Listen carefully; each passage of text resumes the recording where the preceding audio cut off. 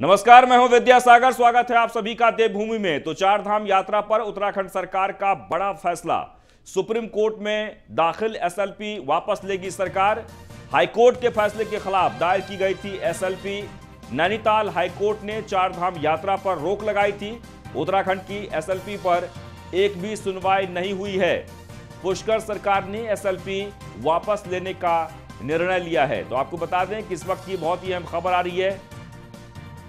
उत्तराखंड सरकार एसएलपी पर एक भी सुनवाई अभी तक नहीं हुई है और इसलिए एसएलपी वापस लेने जा रही है। पुष्कर सरकार ने एसएलपी वापस लेने का निर्णय ले लिया है। दरअसल चार धाम यात्रा पर नैनीताल हाईकोर्ट ने रोक लगाई थी, जिसके बाद उत्तराखंड सरकार ने एसएलपी दाखिल की थी। लेकिन फिलहाल जो खबर है, और सुदीप जैन इस वक्त हमारे साथ जुड़ गए हैं। सुदीप, क्या कुछ निर्णय लिया गया है सरकार की तरफ से? देखिए, सतपाल महाराज ने भी थोड़ी देर पहले मीडिया से बातचीत में खुलासा किया है कि राज्य सरकार ने जो एसएलपी यानी special litigation petition supreme court में दाखिल की थी, हाई कोर्ट द्वारा लगाई गई चार धाम यात्रा के खिलाफ, उसको सरकार वापस लेगी। मजबूरी यह है कि सरकार सुप्रीम कोर्ट में एसएलपी पर पैरवी नहीं कर पा रही है, सुनवाई नहीं हो पा रही है और राज्य में राज्य सरकार पर चार धाम यात्रा शुरू कराने को लेकर एक बहुत बड़ा दबाव है, क्योंकि चुनाव भी सन्निकट है और पंडा पुरोहित तीर्थ समाज के अलावा स्थानीय लोग और देश प्रदेश के नागरिक यात्रा खोले जाने की मांग कर रहे हैं। जब राज्य में राजनीतिक यात्राएं शुरू हैं तो फिर चार धाम यात्रा क्यों ना हो। अब देखना होगा कि सरकार एसएलपी वापसी का जो आदेश है उससे हाईकोर्ट को कब सूचित कराती है और हाईकोर्ट के ऑर्डर को हाईकोर्ट में रिव्यू कराने के लिए वो क्या कानूनी पैरवी करती है। चलिए, बहुत बहुत शुक्रिया।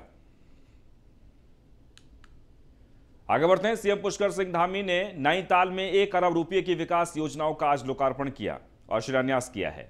इसके साथ ही मुख्यमंत्री पुष्कर सिंह धामी ने कैंची धाम में पर्यटक सुविधाएं बढ़ाने की भी घोषणा की है। मुख्यमंत्री पुष्कर सिंह धामी बुधवार को नैनीताल दौरे पर थे, जहां कार्यकर्ताओं ने उनका भव्य स्वागत किया। भाजयुमो कार्यकर्ताओं की ओर से तल्लीताल से वाहन रैली के माध्यम से उन्हें कार्यक्रम स्थल पंत पार्क मल्लीताल लाया गया, जहां उन्होंने स्वर्गीय पंत की मूर्ति पर माल्यार्पण कर श्रद्धांजलि अर्पित की। साथ ही उन्होंने बेटी बचाओ बेटी पढ़ाओ को प्रोत्साहित करने के लिए कैलाश रेंज के पर्वतारोहण के अभियान का फ्लैग ऑफ भी किया है। इस दौरान मुख्यमंत्री ने 1 अरब की योजनाओं का लोकार्पण और शिलान्यास किया। इस प्रोजेक्ट में नैनीताल की बाजारों का कुमाऊनी शैली में सुदृढ़ीकरण, बलिया नाला ट्रीटमेंट समेत अन्य कार्य प्रमुख हैं। वहीं उन्होंने नैनी झील के चारों ओर विद्युत लाइनों को भूमिगत करने, पाषाण मंदिर देवी मंदिर के समीप हो रहे भूस्खलन को रोकने के लिए सुरक्षात्मक कार्य करवाने, कैंची धाम में पर्यटक सुविधाएं बढ़ाने की घोषणा की। वहाँ की बुनियादी समस्याओं को निस्तारण करने के लिए हमने काम किया है। हमारे जा रहे हैं वहाँ सीधे जनता से संवाद कर रहे हैं और जो समस्याएं हैं उन समस्याओं का निस्तारण हमने कहा है कि 3 प्रकार का सरलीकरण, समाधान और निस्तारण। इस प्रक्रिया के तहत जगह जगह हम लोग संवाद कर रहे हैं और जो भी समस्याएं आ रही हैं उनका समाधान कर रहे हैं और साथ में जो शिलान्यास है वो शिलान्यास भी कर रहे हैं और जिनका शिलान्यास कर रहे हैं उन सबका हम लोगों ने तय किया है कि उनका लोकार्पण भी करेंगे। हाँ, बहुत सारे कोरोना महामारी के दौरान ये सब दिक्कतें आई हैं, लेकिन उसके बावजूद भी जो ज़रूरी है वो सभी काम हम कर रहे हैं। चाहे अभी पर्यटन के क्षेत्र में, परिवहन के क्षेत्र में, हमारे सांस्कृतिक दलों के रूप में, राफ्टिंग के क्षेत्र में, नौकायन के क्षेत्र में, या हमारे स्वास्थ्य के क्षेत्र में काम करने वाले, आजीविका मिशन के रूप में काम करने वाले, नौजवान छात्रों के साथ जो काम करने वाले हैं, हमारे रोजगार करने वाले हैं, उन सभी को हमने किसी न किसी रूप में कोशिश करी है कि सहायता के रूप में कुछ प्रोत्साहन करें, कुछ सहायता करें। वह हल्द्वानी में जहां एक तरफ सूबे के मुखिया पुष्कर सिंह धामी अपने दौरों में विकास कार्यों का शिलान्यास और लोकार्पण कर रहे हैं, तो वहीं कांग्रेस ने सीएम के इन दौरों को केवल जनता से धोखाधड़ी बताया है।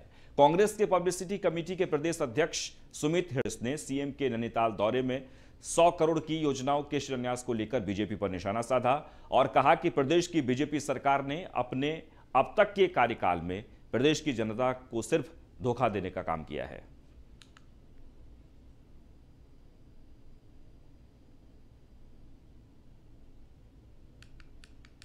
देखिए, वो दौरे करें या शिलान्यास करें या योजनाओं की घोषणा करें, 4.5 साल से उत्तराखंड वासियों ने केवल खोखले वायदे सुने। जो उत्तराखंड की जो बुनियाद है इन 4.5 सालों में, उसको कमज़ोर करने का काम डबल इंजन की सरकार ने करा है। विकास के कार्य हों, सामाजिक आर्थिक कार्य हों, इन सब चीज़ों में सारे पैमानों में उत्तराखंड पीछे जाता जा रहा है। बेरोजगारी की दर सबसे ज़्यादा देश में उत्तराखंड में है। इसके लिए इस चीज़ के लिए कोई जवाब नहीं है माननीय मुख्यमंत्री जी। महंगाई आसमान को छू रही है, इसके निवारण के लिए माननीय मुख्यमंत्री जी पे कोई जवाब नहीं। वह देहरादून में मुख्यमंत्री पुष्कर सिंह धामी ने नवयोग सेवा समिति CCRYN आयुष मंत्रालय भारत सरकार और उत्तराखंड मुक्त विश्वविद्यालय के संयुक्त तत्वाधान में सूर्य नमस्कार देवभूमि परंपरा का अद्भुत उपहार विषय पर आयोजित वेबिनार कार्यक्रम में मुख्य अतिथि के तौर पर हिस्सा लिया। इस अवसर पर मुख्यमंत्री ने सूर्य नमस्कार भी किया।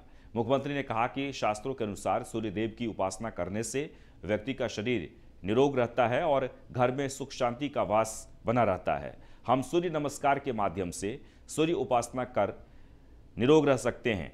सूर्य नमस्कार के अभ्यास से विभिन्न आसनों से मन और आत्मा सबल होते हैं। योग करने का मकसद आत्मज्ञान की प्राप्ति तथा सभी प्रकार की शारीरिक परेशानियों को दूर करना है।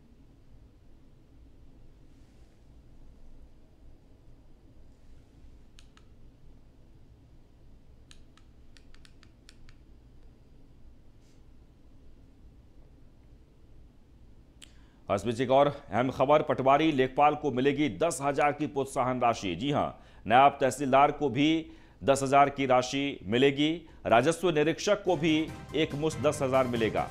उत्तराखंड सरकार ने जारी किया है शासनादेश।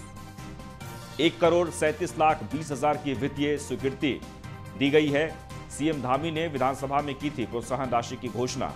प्रदेश में राजस्व विभाग के अंतर्गत पटवारी, लेखपाल, राजस्व निरीक्षक और नायब तहसीलदार को 10,000 रुपये की एक मुश्त प्रोत्साहन राशि का शासनादेश जारी कर दिया गया है। मुख्यमंत्री पुष्कर सिंह धामी ने विधानसभा सत्र के दौरान राजस्व विभाग के अंतर्गत कार्यरत पटवारी, लेखपाल, राजस्व निरीक्षक एवं नायब तहसीलदार को कोविड-19 में उनके द्वारा किए जा रहे सराहनीय कार्यों एवं सेवाओं के लिए 10,000 रुपये की एक मुश्त प्रोत्साहन राशि दिए जाने की घोषणा की थी और इसके लिए 1,37,20,000 रुपये की धनराशि की वित्तीय राशि मंजूरी की गई है।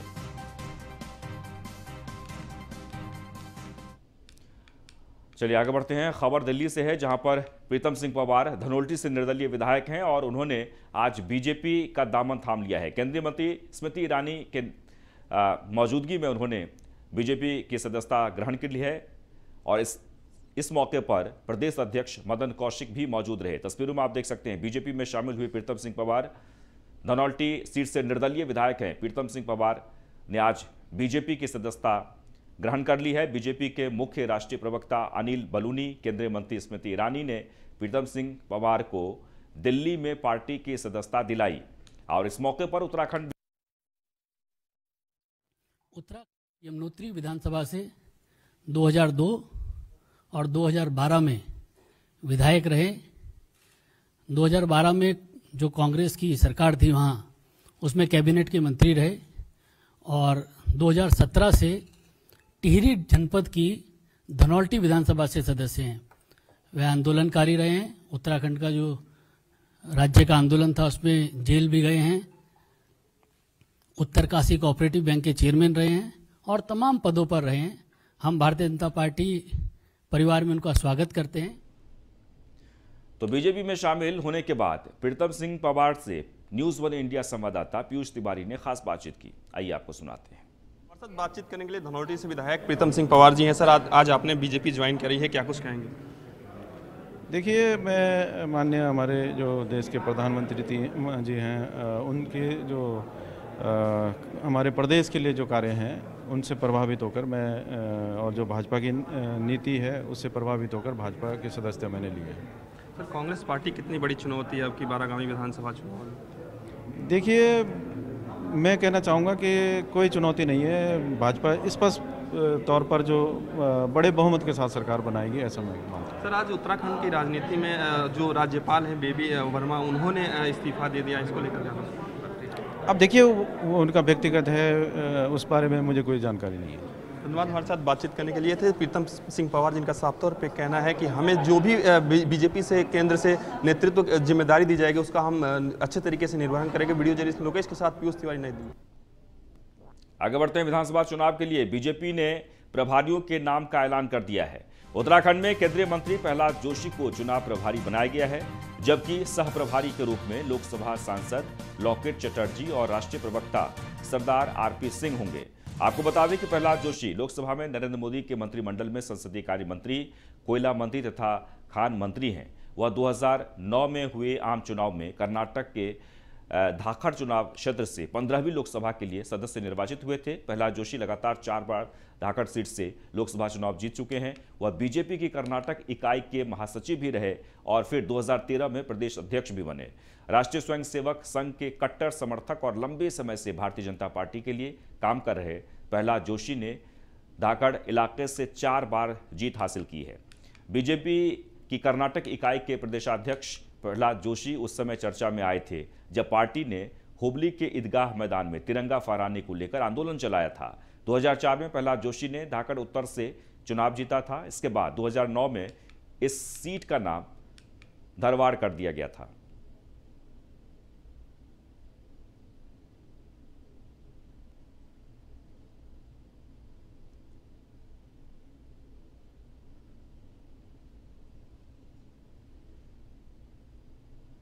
तो आपको बता दें कि प्रहलाद जोशी जो उत्तराखंड के प्रभारी बने हैं, आज ही बीजेपी ने यह ऐलान किया है। दरअसल 5 राज्यों में विधानसभा चुनाव होने जा रहे हैं और सभी राज्यों में प्रभारी बनाए गए हैं। प्रहलाद जोशी को उत्तराखंड की जिम्मेदारी दी गई है।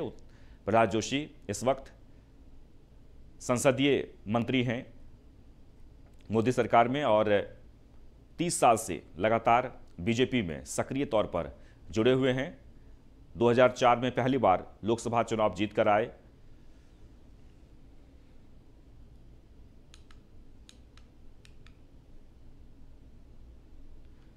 उत्तराखंड बीजेपी के चुनाव सह प्रभारी बनाए गए आरपी सिंह ने न्यूज 1 इंडिया से खास बातचीत की। सुनिए। हमारे साथ बातचीत करने के लिए भारतीय जनता पार्टी के राष्ट्रीय प्रवक्ता आरपी सिंह जी हैं। सर, उत्तराखंड को लेकर जिम्मेवारी दी गई है आपको, क्या कुछ कहेंगे, कितनी तैयारी है? देखिए, तैयारी हमारे पार्टी की लगातार वहाँ निरंतर चल रही है और वहाँ पर हमारी सरकार है जो अच्छा काम कर रही है। अभी पार्टी में अभी प्रीतम सिंह जी ने ज्वाइन भी किया, जो स्पष्ट दिखता है कि मोदी जी की जो पॉलिसीज़ हैं उसको लेकर लोग प्रभावित हैं और पार्टी का विस्तार होगा और हम लगातार वहाँ पर पार्टी का काम कर रहे हैं और हम सुनिश्चित चुनाव भी वहाँ जीतने वाले हैं। सर, आज उत्तराखंड के राज्यपाल ने इस्तीफा भी दे दिया, क्या कुछ उनको भी जिम्मेवारियाँ दी जाएगी, क्या उन्हें भी बीजेपी? मैं उस बारे में भी कोई टिप्पणी नहीं कर सकता, मेरी जानकारी भी नहीं है। कांग्रेस कितनी चुनौती है, कांग्रेस कितनी बड़ी चुनौती है? कांग्रेस का उस पर कोई वहाँ ज़मीन नहीं है। मैंने कहा जो पार्टी ने हमारे सरकार ने वहाँ जो 4.5 साल में काम किया है उसके चलते हुए हम सुनिश्चित चुनाव जीते ना, कांग्रेस की कोई चुनौती नहीं वहाँ पे। धन्यवाद। ये थे हमारे साथ आरपी सिंह जी, जिनका साफ तौर पे कहना है हमारे लिए कांग्रेस पार्टी वहाँ पे कोई भी चुनौती नहीं है। हमने 4 साल में वहाँ पे काम किया है, इसी बेस पे हम लोग वहाँ पे चुनाव जीतने जा रहे हैं। वीडियो जर्नलिस्ट लोकेश के साथ पीयूष तिवारी, नई दिल्ली। आगे बढ़ते हैं। उत्तराखंड की राज्यपाल बेबी रानी मौर्य ने इस्तीफा दे दिया है। राज्यपाल ने राष्ट्रपति रामनाथ कोविंद को अपना इस्तीफा सौंपा है। बीते कुछ दिनों से राज्यपाल बेबी रानी मौर्य के इस्तीफा देने की खबरें चल रही थी। 15 दिन पहले मीडिया से बातचीत करते हुए अपने 3 साल के कार्यकाल की उन्होंने जानकारी दी थी। बेबी रानी मौर्य उत्तराखंड की राज्यपाल के तौर पर बीती 26 अगस्त को अपने 3 साल का कार्यकाल पूरा कर चुकी हैं। 2 दिन पहले नई दिल्ली में गृहमंत्री अमित शाह के साथ मुलाकात के बाद से ही उनके इस्तीफा देने की चर्चाएं तेज हो गई थी। सूत्रों की माने तो आगामी विधानसभा चुनाव के मद्देनजर बेबी रानी मौर्य उत्तर प्रदेश की राजनीति में सक्रिय हो सकती हैं। 3 साल पहले उत्तराखंड में राज्यपाल की कमान संभालने वाली बेबी रानी मौर्य प्रदेश की दूसरी महिला राज्यपाल थी। उनसे पहले मार्गरेट आल्वा प्रदेश की राज्यपाल रह चुकी थी।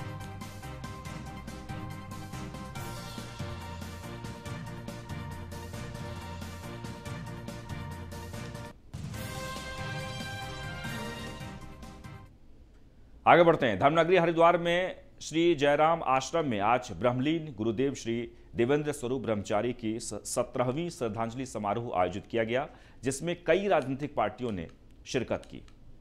आपको बता दें कि इस श्रद्धांजलि समारोह में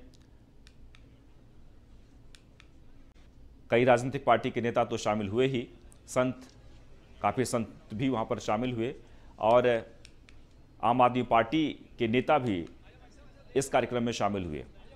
आम आदमी पार्टी के मुख्यमंत्री उम्मीदवार रिटायर्ड कर्नल अजय कोठियाल ने कहा कि पार्टी आने वाले समय में जन जन को जोड़ने का काम कर रही है और फ्री बिजली पानी का कैंपेन चला रही है, जिसका जनता का हक है। ऐसे ही तमाम मुद्दों को लेकर आम आदमी पार्टी चुनाव लड़ने जा रही है।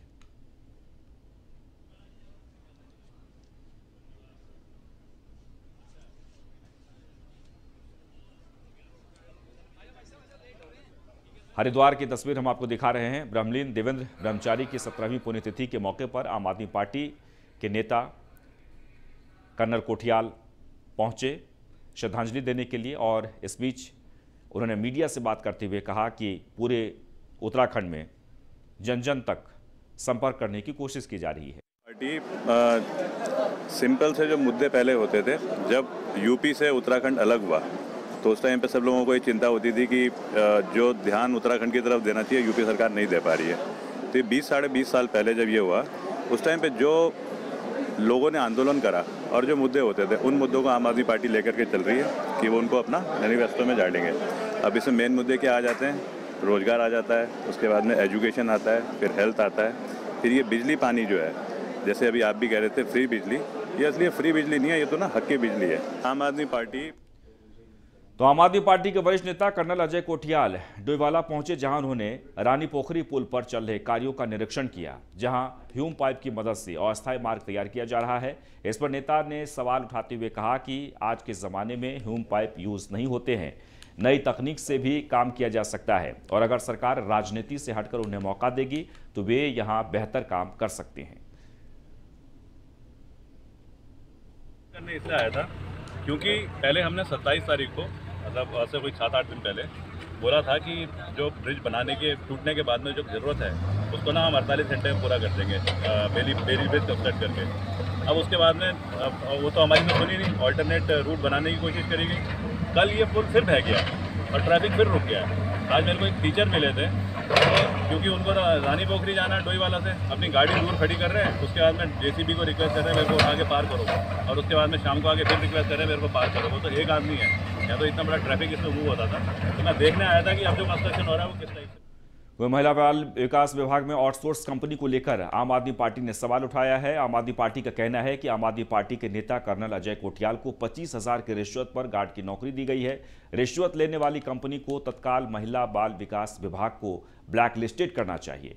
नैतिकता के आधार पर महिला बाल विकास मंत्री रेखा आर्य को इस्तीफा देना चाहिए। आम आदमी पार्टी का कहना है कि जिस तरह से बिना जांच पड़ताल के कंपनी ने आम आदमी पार्टी के नेता कर्नल अजय कोठियाल को नौकरी दी है, ऐसे में उत्तराखंड के युवाओं के साथ कुठाराघात किया गया है।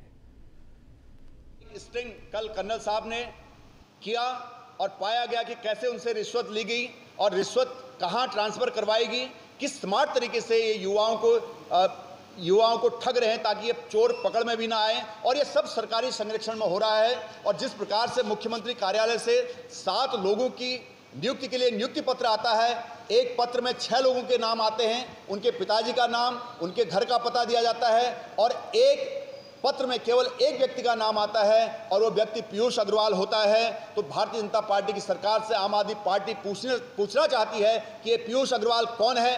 क्या ये पीयूष अग्रवाल वही हैं जिनको अधिशासी अभियंता उत्तराखंड जल संस्थान में नौकरी दी गई थी, जिस पर पहले भी हंगामा मचा हुआ था, और जो हमारे विधानसभा अध्यक्ष प्रेमचंद अग्रवाल जी के बेटे हैं? आम आदमी पार्टी पूछना चाहती कि ये पीयूष अग्रवाल कौन। और इसी के साथ ही देवभूमि में बस इतना ही, लेकिन आप बने रहें न्यूज़ 1 इंडिया के साथ।